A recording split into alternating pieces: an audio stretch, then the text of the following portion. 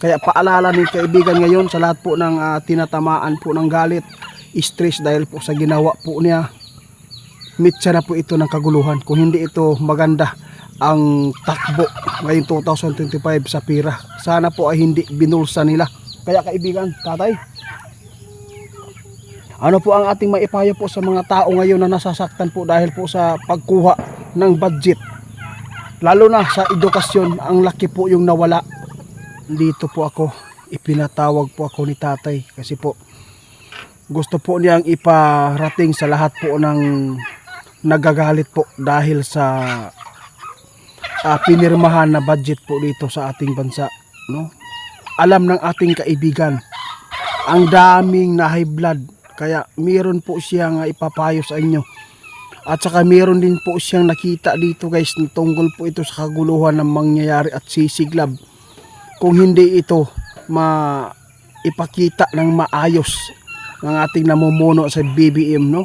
Kung titingnan po natin ngayon si BBM guys, kung kapag siya ay nagsasalita sa harap po ng social media, napakasimpol lang po siyang tingnan, no? Hindi po niya alam yung mga tao na gusto ng lulusob. Ito ang nakikita ng ating kaibigan.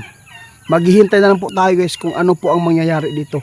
Kaya paalala ni kaibigan ngayon sa lahat po ng tinatamaan po ng galit, stress dahil po sa ginawa po niya, mitsa na po ito ng kaguluhan. Kung hindi ito maganda ang takbo ngayong 2025 sa pira, sana po ay hindi binulsa nila. Kaya kaibigan, tatay, ano po ang ating maipayo po sa mga tao ngayon na nasasaktan po dahil po sa pagkuha ng budget, lalo na sa edukasyon? Ang laki po yung nawala.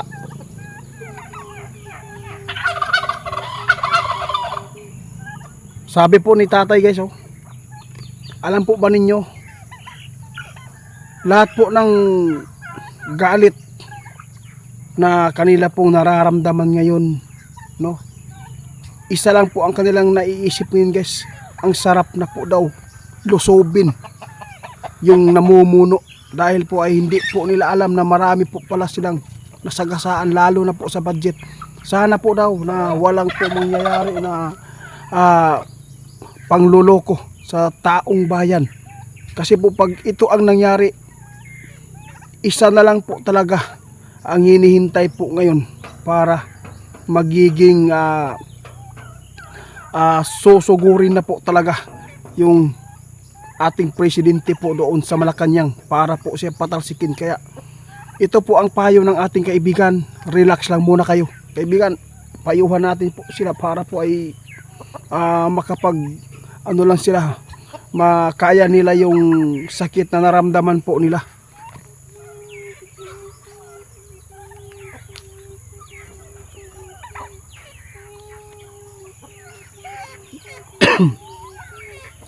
Sabi po ni tatay guys, alam po nila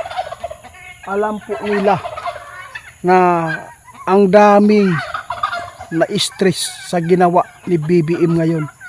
Sa lahat po ng mga followers ng ating channel, maraming salamat po sa inyo. Sana po ay paki-share po ito dahil nakikita ni kaibigan na may kaguluhan po na mangyayari ngayong 2025. Kapag matapos itong New Year, no, doon po niyo makikita na ilalabas po talaga ang galit po ng nararamdaman po ng taong bayan. Kaya sana kung sino man po yung nasasaktan po ngayon, magtiis na lang muna tayo, no? Pababayaan muna natin po yung nakakataas po sa atin para po ay malaman po natin kung ano po talaga ang dito epekto sa ginawa po ni BBM. Maghintay tayo, baka po ay ikakabuti po sa mga tao. Basta ang sinasabi ng ating kaibigan, nakita po niya na gusto na talagang susugod po yung mga tao na, lalo na po yung mga retired PME at general ngayon po.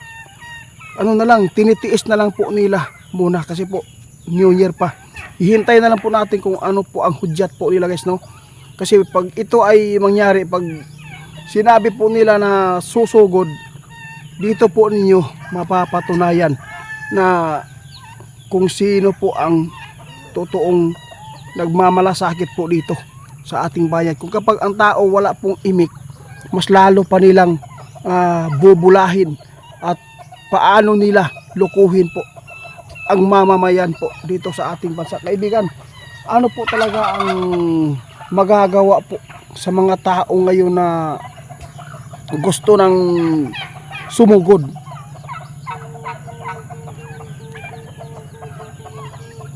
Sabi po ng ating kaibigan, kapag ito ay mangyari guys na magkaisa ang mamamayang Pilipino po dito sa ating bansa na susugod po, mapapatalsik po talaga yan, no? Wala po silang magagawa kahit pa mayroong maghahadlang po. Ang delikado lang po dito, madadamay po yung mga tao na humahadlang po dito.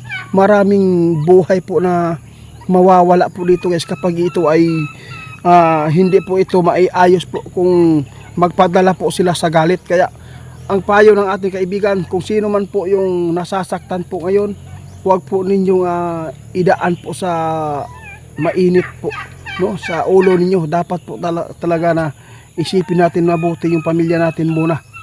Alam natin po na isang hudyat na lang po talaga.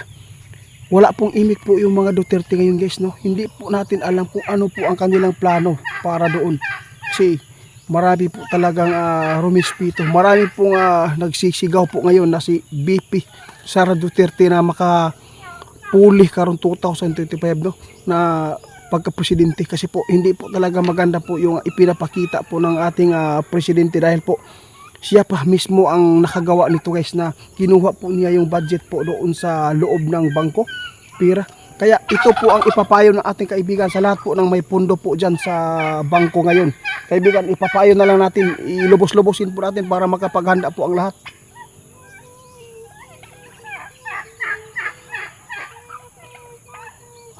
Nananawagan po si kaibigan natin si Tatay ni Soto, sa lahat po ng may pira po dyan sa bangko. Ito po talaga ang nakikita po nila.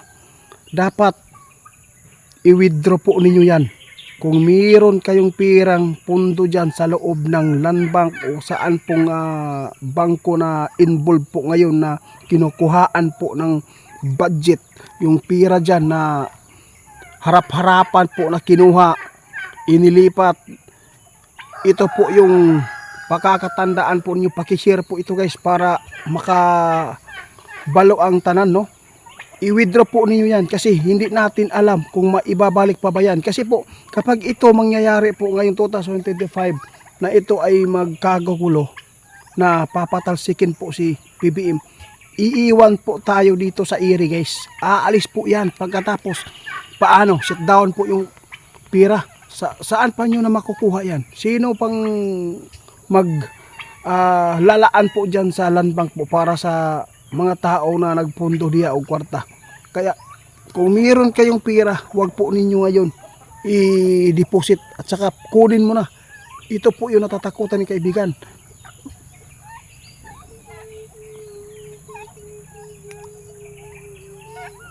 Bilang payo ng ating kaibigan guys, masama po ang kanyang nakikita dito sa mga may pundo na pira dyan sa bangko.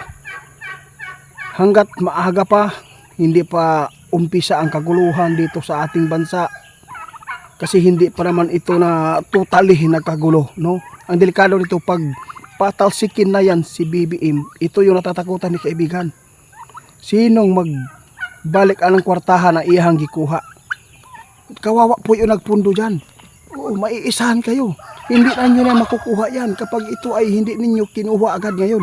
Hanggat hindi pa po nangyari po yung gulo dito, sabi ng ating kaibigan, huwag po muna kayong mag-deposit. I-withdraw. I-withdraw po daw ninyo lahat yung pira ninyo. Kasi mangyari ito, kapag ito ay patatalsikin po yan, magkakagulo dito, aalis po yan dito. Ito po yung payo para po hindi po kayo masasaktan. Maraming salamat po sa inyo tayo sa inyong impormasyon po dito tungkol po sa pira na mga pundo po nila, ha.